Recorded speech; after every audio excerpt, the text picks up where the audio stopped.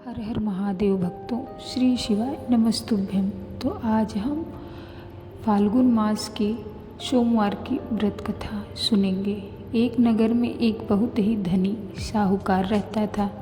उसके पास सब कुछ था, धन दौलत सुख सुविधा, लेकिन एक ही दुख था, उसके पास कोई संतान नहीं थी। संतान की इच्छा में उसने हर सोमवार का व्रत रखना शुरू किया और पूरे मन से भोलेनाथ की पूजा करने लगा। उसकी भक्ति से प्रसन्न होकर माता पार्वती ने भगवान शिव से कहा, प्रभु इस भक्त की मनोकामना पूर्ण कर दीजिए। तब शिव जी बोले, मैं इसे पुत्र का वरदान देता हूँ, लेकिन यह बालक केवल 12 वर्ष तक ही जीवित रहेगा।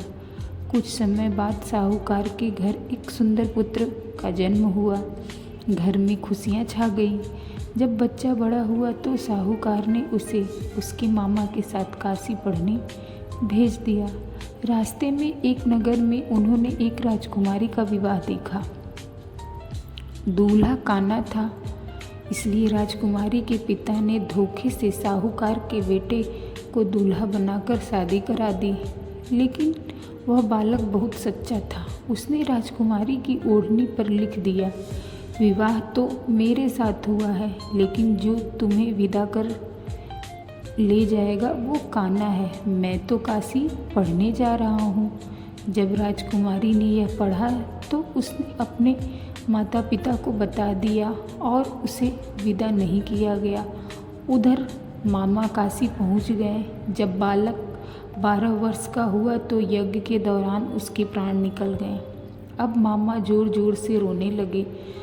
तभी वहाँ से भगवान शिव और माता पार्वती गुजर रहे थे। माता पार्वती बोली, हे प्रभु, इस बच्चे के मामा का रोना मुझसे बर्दाश्त नहीं हो रहा, इसे जीवन दान दीजिए। भोलेनाथ बोले, यह वही साहूकार का पुत्र है, और अपनी कृपा से उस बालक को फिर से जीवित कर दिया।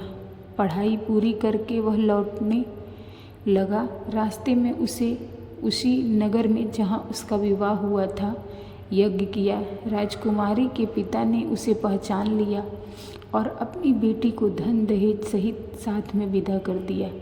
जब साहूकार अपने पुत्र और बहू को देखा तो बहुत खुश हो गया।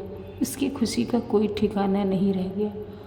उसने भोलेनाथ के व्रत की महिमा समझ ली और वह प्रत्येक सोमवार को भोलेनाथ का व्रत करने लगा।